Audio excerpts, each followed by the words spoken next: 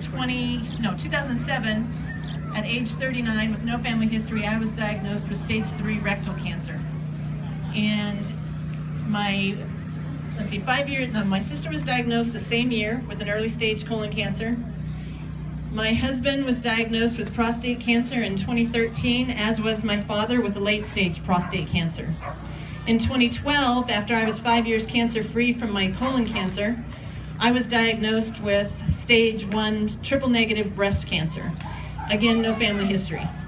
I was 39 when I was diagnosed with my colon cancer, and I'd had symptoms for at least 5 years. It's on record that I had complained about blood in my stool, and no one seemed to think that that was a big deal because it's an old man's disease.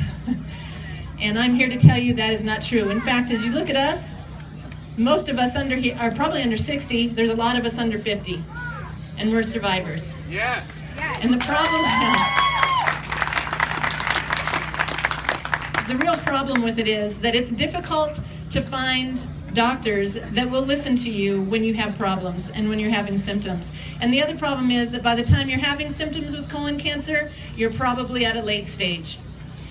The other problem is that when we're young and we start to have some of these problems, you don't think it's that because it's an old man's disease. And so I am here to tell you that it is no longer an old man's disease. It affects people that I've met as young as 20, even younger, and that we need to be aware of what our bodies are doing. We need to find doctors that will listen to us, and if your doctor doesn't listen and follow through, you find another one. And if that doctor doesn't listen, you find another one. And you keep going until you find someone that is willing to check you, to let you have your colonoscopy, to get checked out. You need to listen to your body. I've got to look at my notes because I'm nervous. I want to not walk away with regrets. So I'm an 8-year cancer survivor and a 3-year breast cancer survivor. I'm out running races. I do it all the time. And so I am proof positive that you can have a good life after cancer. You can survive it, you can beat it, you can come back and get your life back. It does temporarily stop during some of that, but you can come back. A lot of people are afraid to talk about colon cancer, and I feel like I'm going to be preaching to the choir here, because if you were at the Undy run, you probably know somebody that had colon cancer.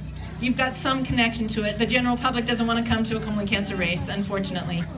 And so what I want you to take away from me today, we've got to figure out a way to get people willing to talk about it. I grew up in the 70s, and you did not say the word breast when you were in the 70s. I teach school, and I have first graders that are wearing I Heart Boobies bracelets to school. Everybody talks about breast cancer. And thanks to March, the month of March, people are starting to talk about colon cancer.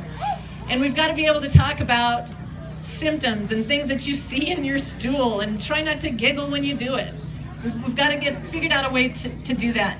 It took me a long time. I actually had rectal cancer, and it took me a long time to feel comfortable even saying the word rectal. I didn't like that word.